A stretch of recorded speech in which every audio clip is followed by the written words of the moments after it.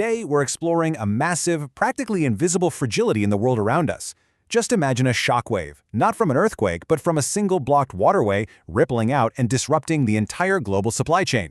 Because, as we'll see, one disruption can send shockwaves through the entire global economy. And that is exactly what happens when a critical artery like the Suez Canal suddenly shuts down. Okay, let's dive right into this. You see, the Suez Canal isn't just some stretch of water. It handles roughly 12% of total global trade and up to 30% of all global container traffic. So what actually happens when that simply vanishes overnight? Well, we're talking about the immediate disruption of literally everything, from the clothes on your back to the fuel in your car. And the financial risk? It is absolutely staggering. Research shows that maritime choke point disruptions pose a $14.1 billion annual risk to global trade. To put that into perspective, that's not just some abstract number on a corporate spreadsheet. That translates directly to the cost of groceries on your local store shelves and the price tag on the consumer goods you buy every single day. Section 1. Global Vulnerability, Choke Points in Trade. Now, what's really interesting about how global trade actually flows is that our modern value chains rely on a tiny handful of geographic nodes. When you think about the Suez Canal and the Red Sea route, it becomes obvious that our entire global economy hinges on these highly concentrated, incredibly vulnerable hubs. So what exactly is a maritime choke point anyway? Essentially, they're narrow, highly economically efficient geographic nodes. Now, they're brilliant for routing cargo quickly and cheaply, but they completely lack resilience, meaning a threat to just one localized hub, whether that's a geopolitical conflict or a stranded ship, creates this massive bottleneck that just cascades through the entire global network. Section 2. Closing the Suez Canal. A vulnerability activated. We actually saw this exact vulnerability activated in real time when the Houthi attacks in the el-Mandeb Strait effectively paralyzed this historic route. The immediate shock was staggering. Container ship traffic through the Suez plummeted by 90% by late 2024. We went from a bustling highway of global commerce to a virtual standstill almost overnight. It brilliantly and terrifyingly illustrates the immediate death of transit along a vital route. When you contrast the pre-crisis baseline with the peak crisis period, the numbers are just devastating. Daily transits dropped from 75 vessels down to a mere 31. For Egypt, this meant losing roughly 60% of its vital canal revenue, plummeting from over $10 billion to under $4 billion. That's a catastrophic multi-billion-dollar blow to an entire nation's economy, representing roughly 5% of its GDP gone, just like that. Section 3. The shipping shockwave. Ripple effects on oceans.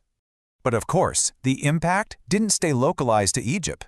Think about the desperate maneuvers of the massive ships that were already out on the water. With the Suez effectively closed to most commercial traffic, ships were forced into a huge African detour around the Cape of Good Hope. And this isn't a small detour, folks. It adds nearly 3,500 nautical miles to the journey and an extra 10 to 14 days at sea.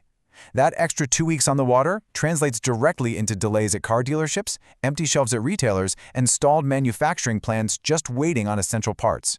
This massive diversion caused absolute operational chaos across the oceans. Ships bunching up led to severe congestion at alternative transshipment ports as far away as Singapore. In fact, the World Bank's Global Supply Chain Stress Index spiked, measuring 2.3 million delayed standard containers held up on the water. We haven't seen levels like that since the absolute worst of the pandemic supply chain crisis. Section 4. The multi-billion-dollar toll. Macroeconomic impacts. So the crucial point is, if we expand this shockwave even further and break down that staggering $14.1 billion annual toll, it reveals a really important split.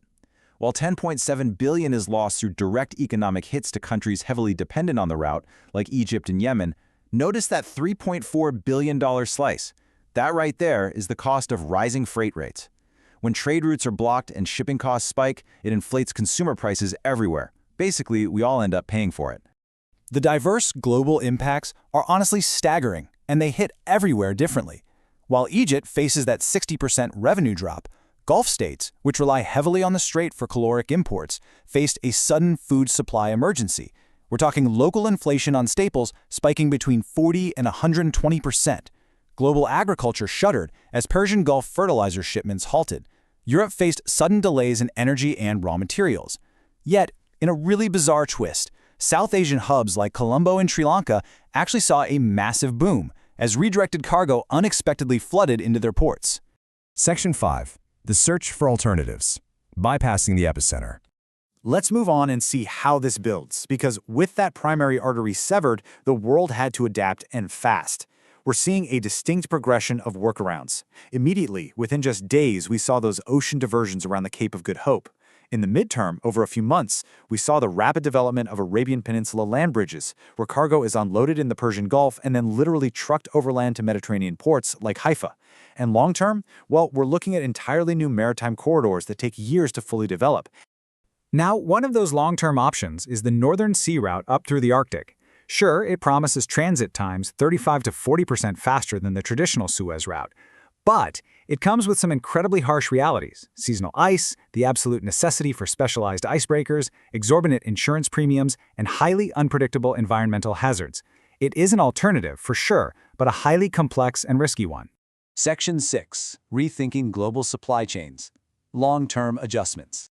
Ultimately, all these temporary workarounds are leading us to massive, long-term structural changes. Companies are actively retreating from the highly optimized, yet incredibly fragile, just-in-time logistics models we've gotten so used to. To build resilience, they're shifting to Pacific routing where possible, increasing safety stock, and extending order lead times. We're also seeing a huge push for nearshoring, moving manufacturing closer to home, like to Mexico for the US market, and implementing China Plus One strategies. They are essentially buying very, very expensive insurance against geopolitics by bringing production closer.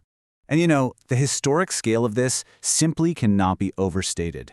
As Rebecca Grinspan, the Secretary General of the UN's Trade and Development Body noted, not since the closure of the Suez Canal in 1967 have we witnessed such sustained disruption to the arteries of global commerce.